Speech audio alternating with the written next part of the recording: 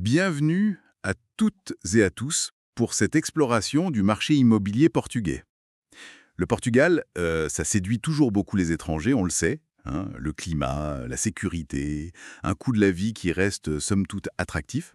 Oui, et la demande, elle reste vraiment forte, même avec la fin du visa doré.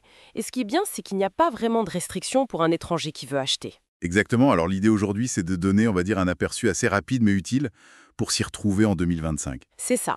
On va regarder un peu les régions clés, les coûts réels aussi, parce que ça, attention, on oublie souvent des choses. Et puis quelques astuces pratiques tirées de sources locales, hein. Les lois, les données de marché d'Idealisla, des infos de wise.com aussi. L'objectif, c'est vraiment de donner les clés pour prendre une décision éclairée. Tout à fait. Alors, on commence par la question de base. Où est-ce qu'on pourrait investir? Faisons peut-être un petit tour rapide des régions, des prix moyens, disons fin 2024, début 2025. D'accord, bon. Sans surprise, Lisbonne reste en tête. C'est la plus chère. Oui, j'imagine. On est à combien environ? On tourne autour de 5 700 € le mètre carré. C'est très dynamique, mais faut savoir que les rendements locatifs bruts sont assez bas. Ah oui, genre combien? Autour de 4-5%. L'intérêt à Lisbonne, c'est vraiment le potentiel de plus-value et puis le cadre de vie, quoi. D'accord. Et si on cherche un peu plus de rendement, Porto peut-être? Exactement. Porto, c'est déjà plus abordable, dans les 3 700 € le mètre carré. C'est une ville super riche culturellement et les rendements, oui, sont un peu meilleurs. On est plus vers 5-6%. Hmm. Et le grand classique, l'Algarve, ça attire toujours autant. Ah, l'Algarve, oui, oui, toujours. Pour le soleil, les plages, les golfs, c'est une valeur sûre pour beaucoup. Et les prix, ça donne quoi là-bas? C'est élevé, juste après Lisbonne en fait. À Faro, par exemple, on est vers 3 150 € le mètre carré. Mais alors attention, dans ce qu'on appelle le triangle d'or, entre Villamoura, Val-de-Lobo, là ça grimpe beaucoup plus. Le triangle d'or, oui. Le luxe. Et le potentiel locatif, c'est bon? Oui, c'est pas mal, surtout en saisonnier. On peut viser autour de 5%, mais c'est très concentré sur l'été évidemment. Logique. Pour ceux qui ont un budget, disons, un peu plus limité, il y a des alternatives sur la côte? Bien sûr, il y a la Côte d'Argent, entre Lisbonne et Porto. C'est une bonne option, beaucoup plus abordable. À Leiria, par exemple, on peut trouver autour de 1600 € le mètre carré. Ah oui, c'est une sacrée différence. Sauf la Côte Chic vers Comporta, Melides, là c'est une autre histoire. D'accord. Mais j'imagine que les rendements locatifs sont plus faibles dans l'Alentejo. Oui, très faible. C'est plus un achat plaisir, espace. Et puis il y a l'intérieur du pays aussi. À Guarda, par exemple, on peut passer sous les 900 € le mètre carré. Moins de 900 euros? Le contraste avec Lisbonne est... Piou, saisissant. Mais j'imagine que dans ces zones très ruraux, faut être vigilant sur l'état du bien, l'accès aux services. Exactement, c'est le point clé. Faut bien vérifier tout ça. Ah, et j'allais oublier les îles. Madère, ça marche toujours bien. Funchal est autour de 3 540 € mètre carré. Climat super doux. Et les Açores? Les Açores, c'est plus isolé, plus sauvage. Moins cher aussi. Ponta Delgada est à 2100 € au mètre carré. Il y a un potentiel avec l'écotourisme qui se développe. Bon, ça donne une bonne idée de la géographie des prix. Mais on sait bien que le prix affiché, c'est qu'une partie de l'histoire.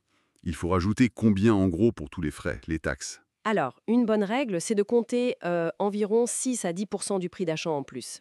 C'est une fourchette, mais ça donne une idée. 6 à 10%, ok. Et le plus gros morceau là-dedans, c'est quoi? C'est l'IMT, la taxe de transfert de propriété. Elle est progressive, donc ça dépend du prix du bien, de l'usage aussi. Résidence principale ou secondaire, ça change les taux. Ça peut monter jusqu'à 6-8% pour les biens les plus chers ou les résidences secondaires. D'accord, il y a des taux réduits? Oui, pour la résidence principale, sous certains seuils de valeur.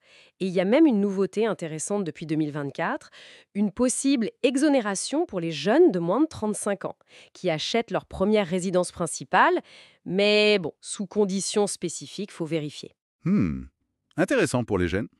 Quoi d'autre comme taxe importante à l'achat? Il y a le droit de timbre, l'imposto do selo, c'est 0,8% sur le prix d'achat. Et attention, si on fait un crédit immobilier, il y a aussi un droit de timbre sur le montant du prêt, autour de 0,5-0,6%. Ok, ça s'accumule vite. Et les autres frais, genre notaire, enregistrement? Alors là, c'est moins lourd. On peut compter quelques centaines d'euros. Il y a un service simplifié qui s'appelle Casa Pranta, un guichet unique. Ça coûte entre 375 et 700 € environ. Sinon, un notaire privé, c'est un peu plus. Et l'avocat? Recommandé, j'imagine? Ah oui, fortement recommandé, surtout pour un acheteur étranger.